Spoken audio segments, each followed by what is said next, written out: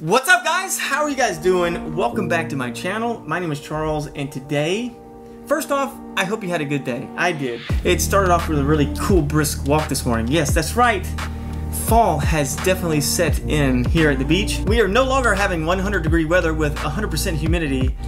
And if you don't know what that's like, come to South Carolina in the summer, take a hot shower, and don't dry off and put your clothes on. Oh yeah, and then stand in front of a heater. That's about the way it is, yeah. Either way, I really wanted to kind of give you a little BTS behind the scenes on how I edit my photographs, and I'm hoping by watching that you may get some ideas and it may help you get started editing if you haven't already. So let's go ahead and get started.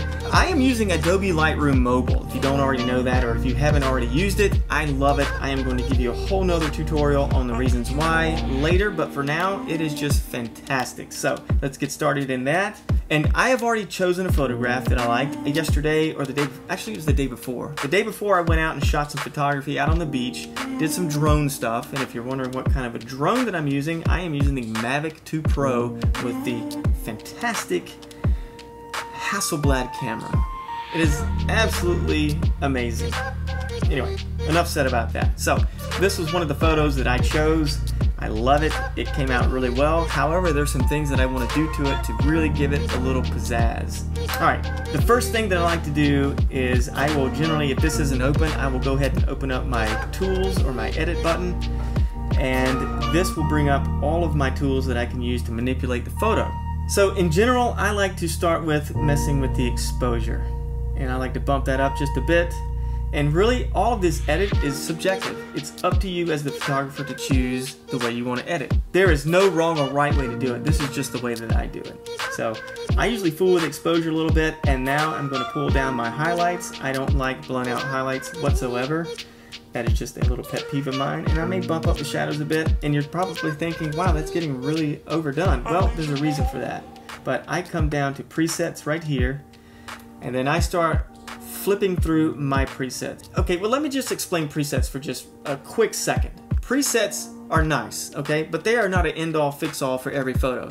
Sometimes you can get away with clicking on one and it just spot on hits it right dead in the middle, but most of the time you're going to take a preset, apply it, you'll like it, but then you're going to need to tweak it. But either way, I thumb through my presets, and not every preset is going to look amazing. Some of these look really bad, but that's okay.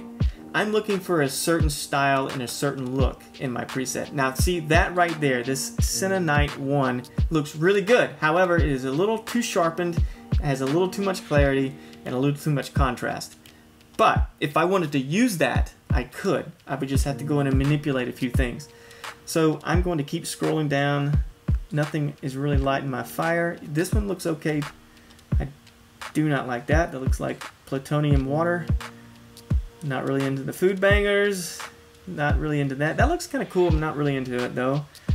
But this is getting more into like the fall area. None of that really jumps out at me. That looks pretty cool. I like this. This is called Sarah. This has more of a vintage feel. Looks pretty cool. Okay, I think I chose the one I want. I like Sunset Crush Warm over the Cool because this was during a sunset. And honestly, I don't know. Let me go back to the cool again. Alright, I'm going to choose the warm and we'll manipulate it some. So, I chose Sunset Crush Warm. I am going to cut presets off, and then I'm going to come up here to... Actually, let's go back up here to the top. Highlights is already pulled down, which is okay. I may pull it down a little bit further. Shadows, I'm going to bump those up just a bit more. The whites, I'm going to tone it down a little bit. It's a little too much for me. But like I said, this is all subjective. This is up to you as the photographer. There's no right or wrong way to edit these photos. This part of photography is when you are going to have to create a style for yourself. Something that makes you stand out from somebody else. And that is all I'm going to say about that. From here, I'm going to go to the point curve system. I particularly like a filmic look. I want mine kind of flat or a matte look to it. I don't really want dark blacks or super vibrant colors.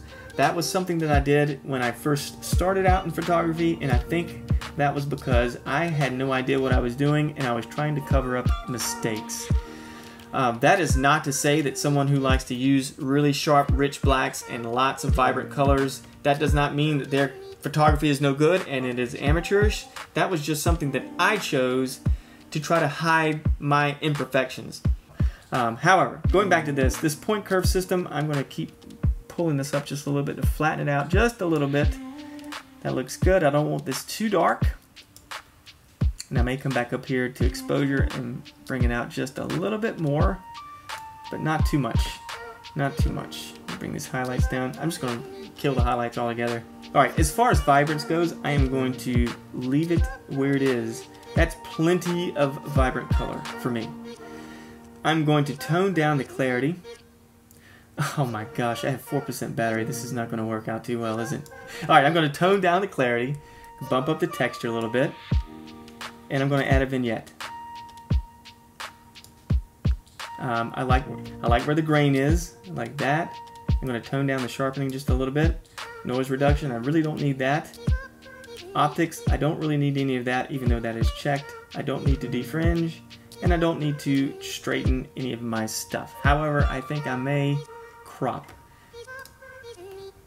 Close that. Let's see if I can do this before this thing kills out on me.